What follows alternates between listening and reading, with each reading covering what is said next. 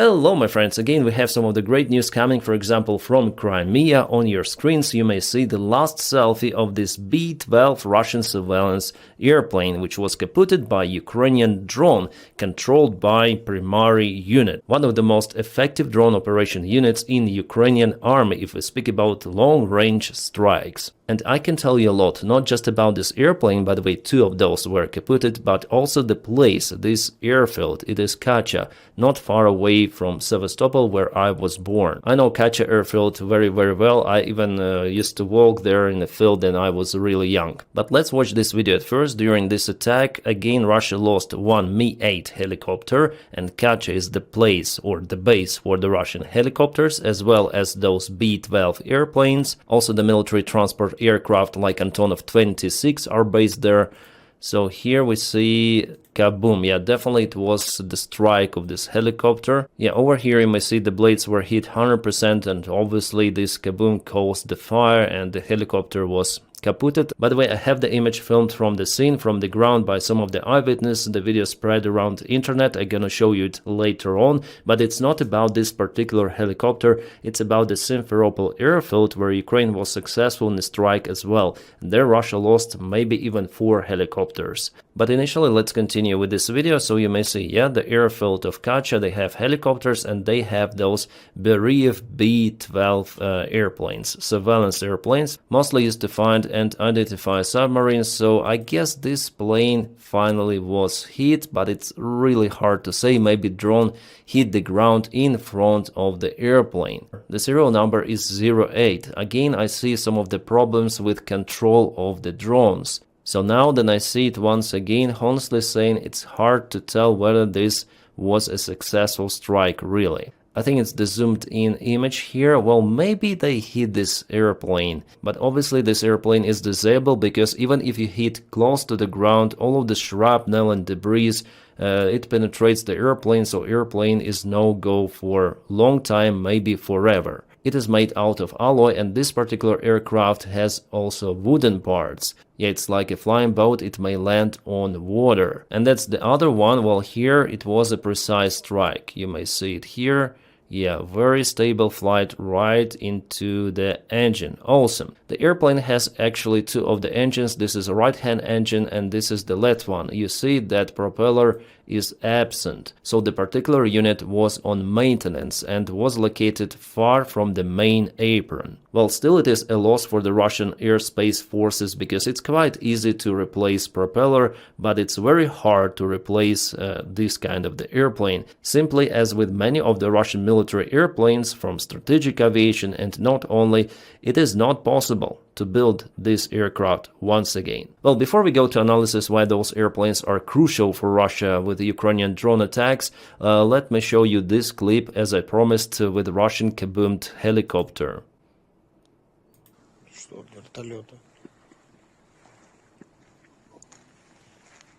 Yeah, sorry for the watermark. You may see nothing remained. Yeah, it burned down. The other one is okay. This one is kaputted. Some debris are lying, he says.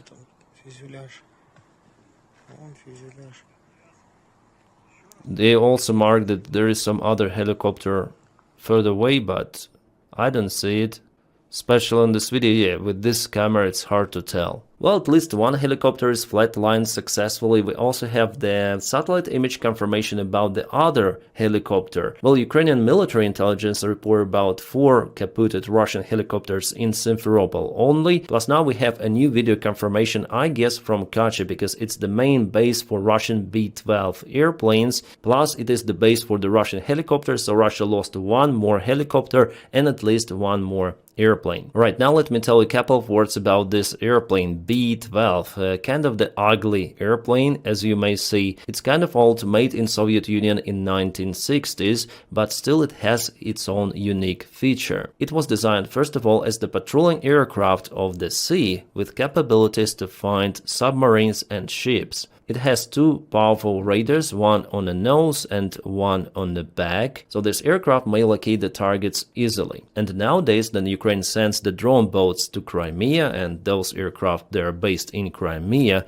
the purpose of those is very important. I actually remember the time that in late 90s and early 2000s the Russian army wanted to scrap those airplanes because after all they're ancient. They wanted to replace it with B-200 aircraft, also flying boat. Yeah, this one also has powerful radars, but not as powerful as on B-12. Well, B-200 is used as the firefighter transportation aircraft with landing on water capabilities. Kind of the good aircraft, I would say. I think it's the best Russian transport airplane in production. It may land on water, it may land on the ground, a really beautiful machine, but still Russia needs B-12 for surveillance missions or reconnaissance missions, yeah? And we know that Ukraine is developing and I guess already producing Toloka torpedoes or drone torpedoes. One of those torpedoes was presented in Lviv, as you may see. It is really huge. B-12 aircraft, they may find those torpedoes because it's the purpose of those airplanes, to find and locate submarines, boats and ships. So my idea, or you may call it a speculation, but it is quite logical that Ukraine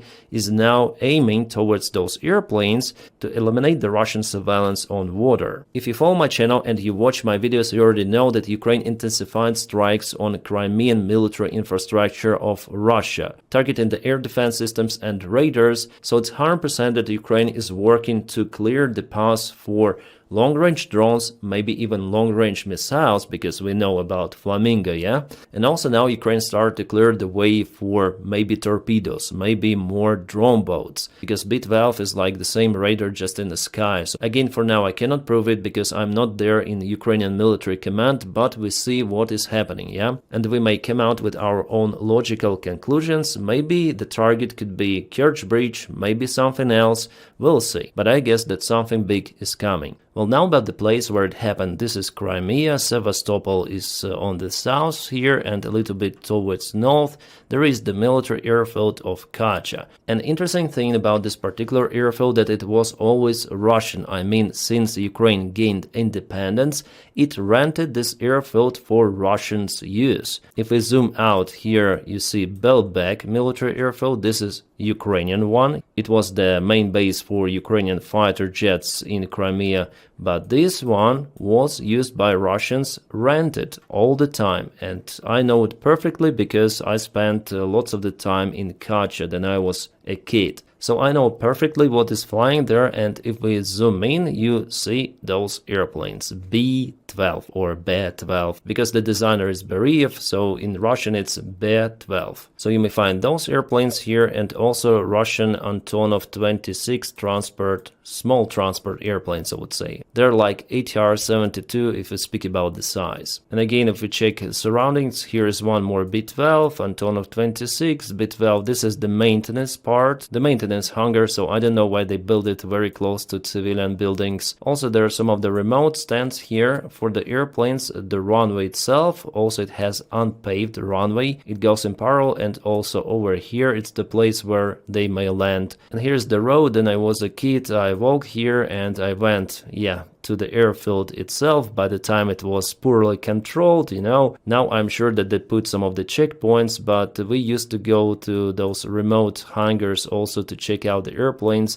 on the bicycles with my friends, and this northern part over here is the place for helicopters. Mi-8 helicopters and also Kamov 27, Kamov 32, I guess they also have. Those are also anti-ship and anti-submarine helicopters. They have kind of the huge radar. For example, this is the K-27. The Moskva flagship used to take this particular helicopter and use it for surveillance around. But I guess by the time Moskva was kaputted, the helicopter was not on board. Or maybe it was and went to the water, then ship tilted on the side. The previous generation was Kamov 25 with even bigger radar, but it is less effective than on Ka-27 or Ka-32. So yeah, this place was and is a Russian military base, and people who live here, they work mostly for the base. But for the last couple of decades, it's a little different. There are some of the tourists coming here. They're also purchasing some of the property. There is the property line here. You may see this coastline, yeah, right in front of the beach, and the sea here, guys, what I can say,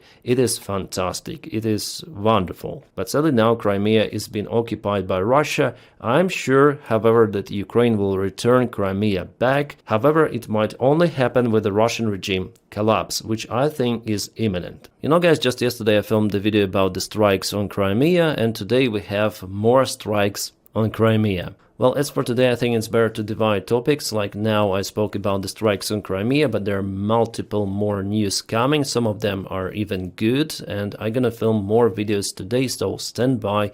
In a few hours, there's gonna be one more upload. I don't want to make videos really long, so then I have time, I film more videos. Thank you, by the way, so much for that, for your kind support, especially if you follow me on membership of this channel and on Patreon, that you may find in the video description just below. Thank you guys for supporting my motivation. Without you, I wouldn't be able to make filming videos as my main job. So again, thank you for your kind support. My friends, I wish you all a peaceful sky wherever you are, and have a great time.